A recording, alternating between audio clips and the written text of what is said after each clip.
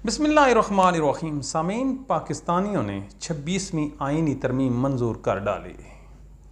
इस तरमीम को पास करने वाले एक दिन रोएंगे, इतना रोएंगे कि आप सोच भी नहीं सकते। 5 इतराज़ात इस प्लेटफार्म से हम उठाने जा रहे हैं। नंबर 1, 26वीं आईनी तरमीम से सुप्रीम कोर्ट का स्टेटस गरीबों की अदालत से बदलकर अमीरों की अदालत हो गई है। याद रखिए, इससे पहले हाई कोर्ट की जजमेंट एंड डिग्री के अगेंस्ट अगर कोई अपील करता था तो उसकी जो कोर्ट फीस थी वो 50,000 रुपये थी। अब 50,000 से बढ़कर 10 लाख रुपए कोर्ट फीस कर दी गई है। अब गरीब सोचे भी ना कि वो सुप्रीम कोर्ट का दरवाज़ा खटखटा सकता है। ये रातों रात 24 करोड़ पाकिस्तानियों से हाथ हो गया। लिखने वाले, सोचने वाले देखते ही रहे और वो काम डाल के चले गए।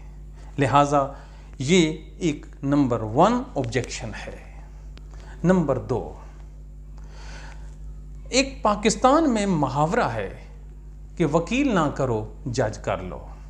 अब ये मुहावरा सच साबित हो जाएगा। मिसाल के तौर पे रात को कानून बन गया पाकिस्तान का कि हाई कोर्ट का कोई भी वकील जिसकी 15 साल प्रैक्टिस हो वो सुप्रीम कोर्ट का डायरेक्ट जज बन सकता है। लिहाजा अब रास्ता खुल गया मनपसंद जज मुकर्रर करने का। मिसाल के तौर पे कोई भी शख्स, कोई भी वकील जिसके पास हाई कोर्ट का लाइसेंस हो और वो भी महज 15 साल का, इसके साथ कोई कंडीशन नहीं है कि उसके कितने जजमेंट्स हों, कितने केसों में पेश हुआ हो, उसका क्या क्राइटेरिया है। नहीं, अबू जी अम्मी जी को पसंद आ गया तो वो इस मुल्क का जज बन सकता है, वो भी सुप्रीम कोर्ट का। याद रखिए, सिविल जज का इम्तिहान है, एडिशनल सेशन जज का इम्तिहान है, पटवारी से लेकर तहसीलदार तक सबका इम्तिहान है, लेकिन हाई कोर्ट और सुप्रीम कोर्ट का जज बनने के लिए किसी किस्म के इम्तिहान की ज़रूरत नहीं। और ये रात को 26वीं आईनी तरमीम में हो गया। नंबर 3, अब जो जज हैं ये मुसलसल हुक्मरानों की खुशनुदी पे परवान चढ़ेंगे। कैसे? 3 जजों की जो इन्होंने शर्त लगाई है सीनियर मोस्ट की, इन लोगों की जो प्रमोशन का क्राइटेरिया है अब चीफ जस्टिस के हाथ या सुप्रीम जुडिशल काउंसिल के हाथ से निकलकर पार्लिमान के उन लोगों के हाथ में चला गया है जिन लोगों की तालीमी काबिलियत 0 है, यानी अंगूठा छाप लोग। याद रखिए, पाकिस्तान के कानून में कौमी असम्बली का इलेक्शन लड़ने के लिए तालीम की कोई हद मुकर्रर नहीं है। लिहाजा अब कोई भी अनपढ़ शख्स सुप्रीम जुडिशल काउंसिल का मेंबर बन सकता है और फिर वो शख्स पाकिस्तान के सुप्रीम कोर्ट के जजों की प्रमोशन, उनकी अपॉइंटमेंट और उनकी ट्रांसफ़र के मामलात को देखेगा। ये तुर्रा और ये जो हदफ है ये रात को पाकिस्तानियों ने हासिल किया। लिहाजा मुबारकबाद के मुस्तहिक हैं।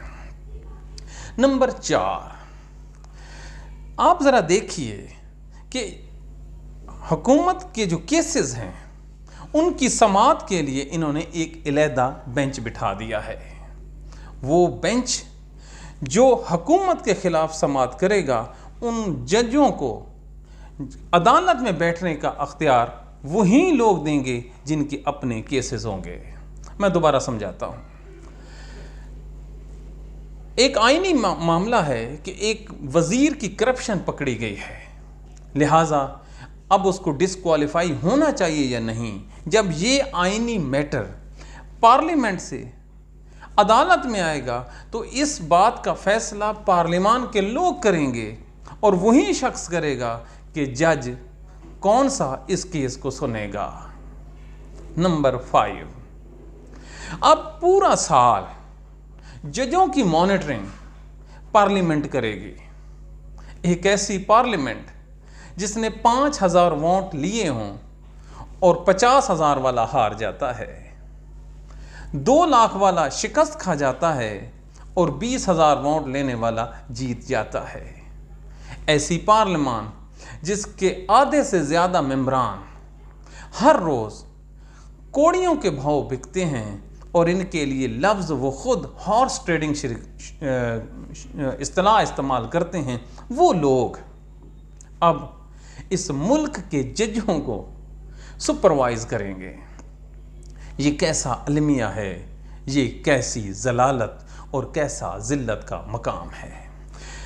इसके अलावा आप देखना, अब जो जजों की अपॉइंटमेंट होगी, पहले तो मखसूस चैम्बरों में होती थी, लेकिन अब याद रखिए बेनज़ीर भुट्टो ने एक ख्वाहिश का इजहार किया था कि जहांगीर बदर मरहूम को लाहौर हाई कोर्ट का चीफ जस्टिस बना दो। आज उसकी रूह खुश हो चुकी है कि अब पाकिस्तान में ऐसे ही जज भर्ती होंगे, सियासी जमातों से, सियासी वाबस्तगियों से और कानून, आईन और इंसाफ के असूलों से हट के। पाकिस्तानियों, इमरान खान के उन अल्फाज को याद करो जो उसने कहा था, मैं तो बर्दाश्त कर जाऊंगा, आप नहीं करेंगे। शायद आप लोगों को बताया गया कि ये इमरान खान के लिए अमेंडमेंट है, दर हकीकत ये अगले 50 सालों तक इस कौम को ग़ुलाम बनाने की अमेंडमेंट है। ग़ुलामों के बच्चों को सलाम, अंग्रेज़ों की जागीरों और उनके कुत्तों को नहलाने वाले उन वडेरों को सलाम जिन्होंने इस तरमीम के हक़ में वोट दिया। न इन लोगों का ईमान है, न दीन है, न फ़हम है, न फ़िरासत है। दुआओं में याद रखिए। Thank you very much.